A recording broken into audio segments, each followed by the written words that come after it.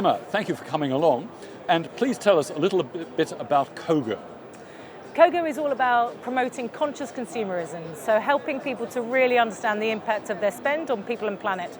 And that manifests itself, for example, in us creating personalized carbon footprints by translating spending data into carbon emissions, matching it with carbon emissions data to create personalized carbon footprints.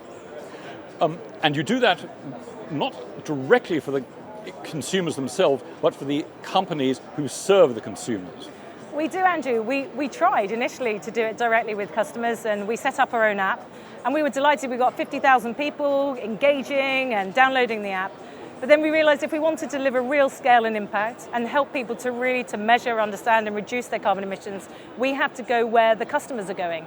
And that is checking in their bank accounts and checking on their spending information. And that's working with the banks. So that's how we decided if we want to go for scale and impact, we need to go and work with the banks.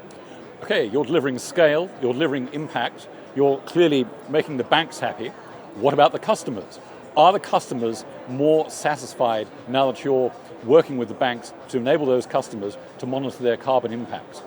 Yeah, definitely. I mean, we're seeing an increasing consumer demand for it. So we hear that 88% of people say that they consider sustainability in their purchases, but actually only 1 in 3 consider the carbon emissions related.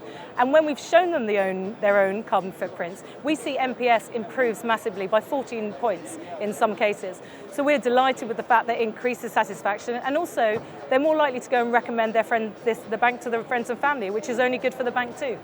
Fantastic. The question of satisfaction is one thing. More general question, though, is what is it that the customers of the banks are actually looking for?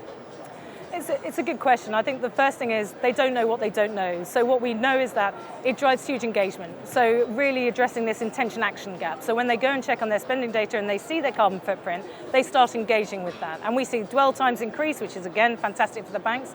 But we also see that this leads to wanting more information, so it improves carbon literacy. And then what we can do is using behavioral science is we personalize recommendations to these customers to help them decide on what are the right actions, the climate actions they can take to reduce their carbon emissions, whether that's changing their diet or their fashion or being more efficient in their homes. And this is where the banks come in, because some of these climate actions can be quite significant. You know, retrofitting your house or buying an EV, that needs financial support. And that's again where the banks can come in to help motivate and mobilize these customers to take action. From the point of view of the banks, there's obviously a huge ethical plus from working with you. And a bank that works with Cogo can highlight how it's educating perhaps millions of people. Are there commercial benefits for the banks as well? Yeah, I think initially it was kind of seen as a bit of an engagement feature. You know, is this just a bit of a gimmick, something extra to add to the mobile banking experience? But what we're now seeing is that when people engage with this, what they then go on is go into looking at what the bank's own green products and services are, or looking at the bank's own sustainability strategy. So it creates more of a two-way conversation, which historically has been quite a transactional relationship between consumers and banks, whereas this creates more of an engagement. So the opportunities for the banks is when they identify the right climate actions for these individuals to take, they can wrap their products and services around the customers to help facilitate that. So profit and purpose are very compatible, which is the perfect combination. My last question is perhaps the most important.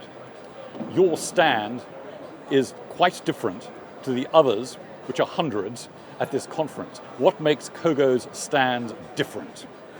Well, Andrew, I'm so proud of this stand. It's totally zero waste. So everything has been recycled, reused.